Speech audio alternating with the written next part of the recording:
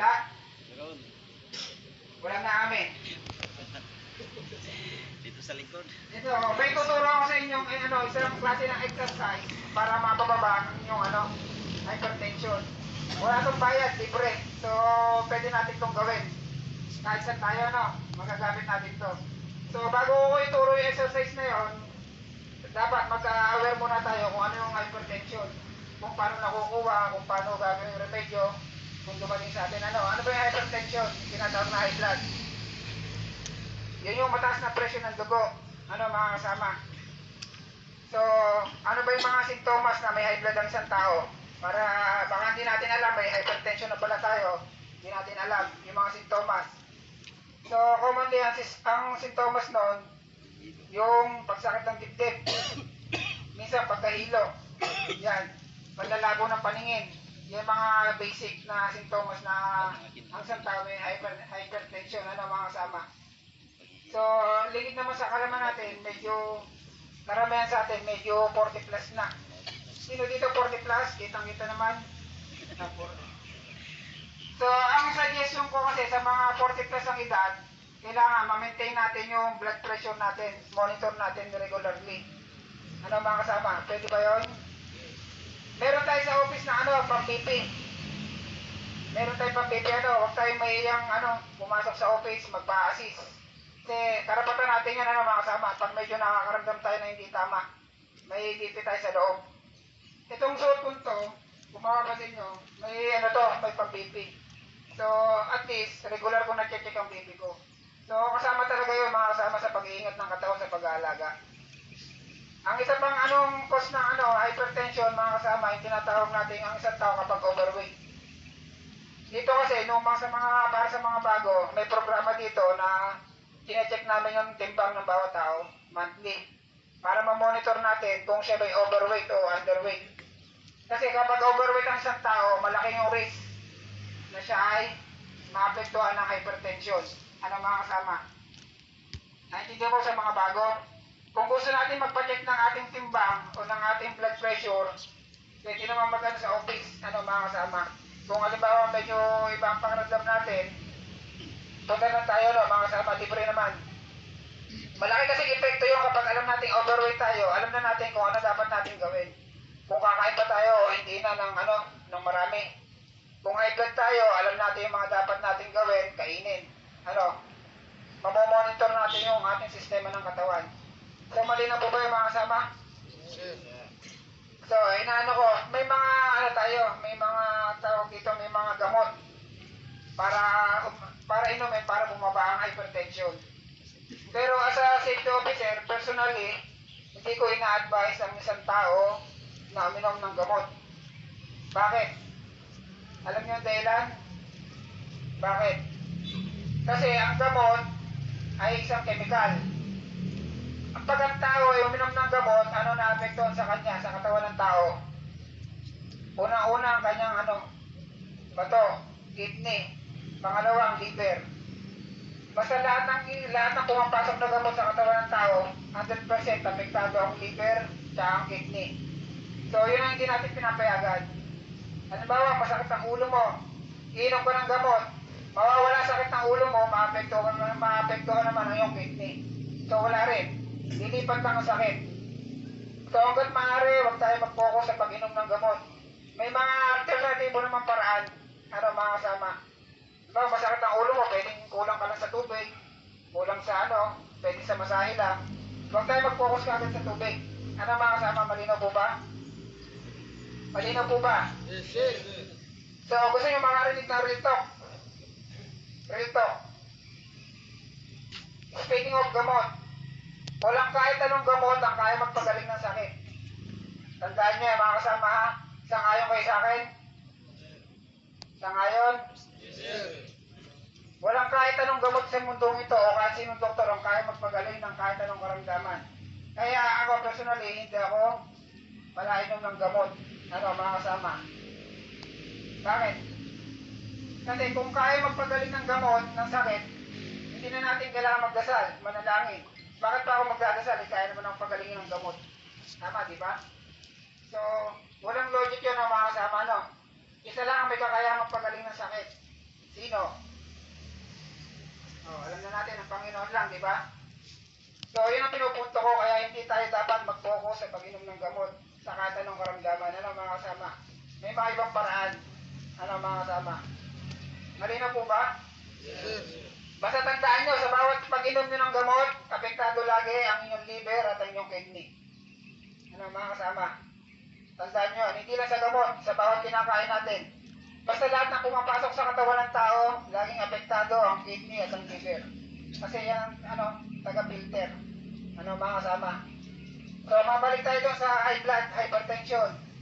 Tuturo ko yung exercise, mga kasama? So, malinaw tayo doon, ha? Ano ba exercise? Ano lang to? Breathing exercise lang. Breathing exercise. So, pakihawak sa kamay, sa dyan, kamay. Okay, testing ko muna kung alam ng breathing. O, sabay-sabay tayo. Inhale tayo, inhale. Exhale. Inhale. Exhale. So, halos lahat mali ginawa, Bakit mali? Bakit mali? Dapat hindi tataas ang balikat.